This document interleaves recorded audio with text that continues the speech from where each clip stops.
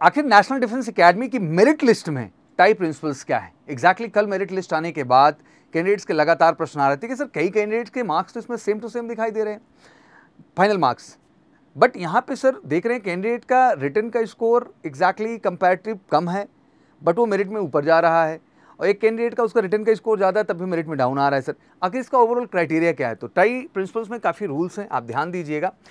ऐसे केसेस को रिजॉल्व करने के लिए कुछ प्रिंसिपल्स बनाए गए हैं जो कि ऑब्वियसली कमीशन के द्वारा अप्रूव किया जाता है। इन केस आप equal marks in aggregate the candidate senior by age, ध्यान रखिएगा अगर वो एज से ज़्यादा है तो उसको ऊपर रखा जाएगा और जो एज से कम है उसको नीचे रखा जाएगा। और दूसरा केस रखा गया है कि अगर हैविंग द सेम एज, अगर मान लीजिए उम्र भी सेम हो गई तो इन दैट कंडीशन क्या होगा कि रिटन एग्जामिनेशन का जो स्कोर होगा ज़्यादा रखा होगा कैंडिडेट, उसको हायर साइड पर रखा जाएगा। अब आते हैं इसकी प्रैक्टिकल लिस्ट पे चल के हम लोग इसको देख लेते हैं एग्जैक्टली कि इसकी ओवरऑल रियलिटी क्या है। तो सबसे पहले आप देखें, सबसे पहला केस हमारे सामने आता है यहाँ पे 946 दोनों ही कैंडिडेट्स के मार्क्स हैं 14 एंड 15 पोजीशन का मेरिट लिस्ट में। ब्रह्मा स्वरूपानंद दास जो कि आप देख सकते हैं 484 मार्क्स ही पाए रिटन एग्जामिनेशन में, एसएसबी में 462 है, टोटल 946 बनता है।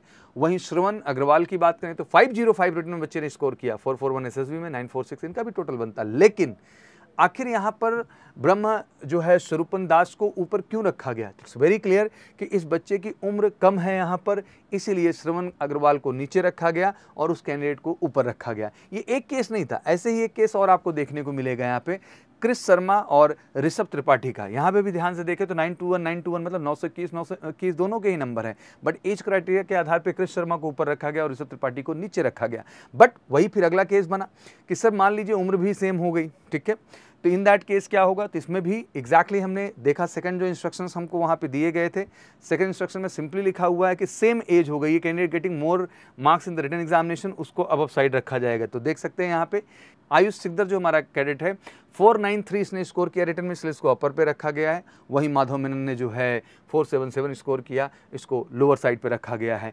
जबकि फाइनल स्कोर अगर दोनों को देखें तो सेम टू सेम है। तो आपको कॉन्सेप्ट क्लियर हो चुका होगा, पहला कि आपका स्कोर सेम है तो जो ज़्यादा एज का कैंडिडेट होगा उसको अपर साइड रखा जाएगा और जो कम एज का होगा उसके नीचे रखा जाएगा। सेकंड, अगर एज भी सेम हो गई तो फिर रिटन के स्कोर के आधार पे जिसका रिटन स्कोर ज़्यादा होगा उसको अप साइड रखा जाएगा और जिसका रिटन स्कोर कम होगा उसको लो साइड पे रखा जाएगा। तो आशा करता हूँ अपडेट आपको समझ में आई होगी। बाकी कोई भी क्वेरीज है तो आप जरूर मेंशन करें। और साथ ही साथ मेरे बच्चों मैं कहना चाहता हूँ कि this is really very important time. 14 सितंबर को अगला एग्जाम है, फिर अप्रैल एनडीए फर्स्ट 2026 का भी एग्जाम है। और जितने भी मेरे एनडीए फाउंडेशन मतलब 10th के बाद कैंडिडेट हैं, आपका एनडीए सेकंड 2026 भी आपका टारगेट है। अगर वाकई में आप चाहते हैं कि एनडीए सेकंड 2025 से लेके एनडीए फर्स्ट 2026 और एनडीए सेकंड 2026 तक की एक सही यात्रा चले, तो बिल्कुल 10th के बाद सभी कैंडिडेट हमारे 2 ईयर फाउंडेशन स्पेशल प्रोग्राम का हिस्सा बने श्योर शॉर्ट रिकमेंडेशन के लिए। और सभी कैंडिडेट जो अभी टारगेट बैचेस का हिस्सा बन रहे हैं, सितंबर तो लक्ष्य आप बनाए ही बनाए बच्चे, बट साथ ही साथ हमें मिलकर अप्रैल को भी लक्ष्य बनाना होगा और श्योर शॉर्ट रिकमेंडेशन लेना होगा। तो अगर आप भी चाहते हैं नेशनल डिफेंस एकेडमी का हिस्सा बनना तो वेलकम टू एमकेसी, कॉल करके 9696330033 पर श्योर शॉर्ट रिकमेंडेशन के लिए। बाकी कोई क्वेरीज तो कमेंट्स में मेंशन करें। जय हिंद, जय भारत।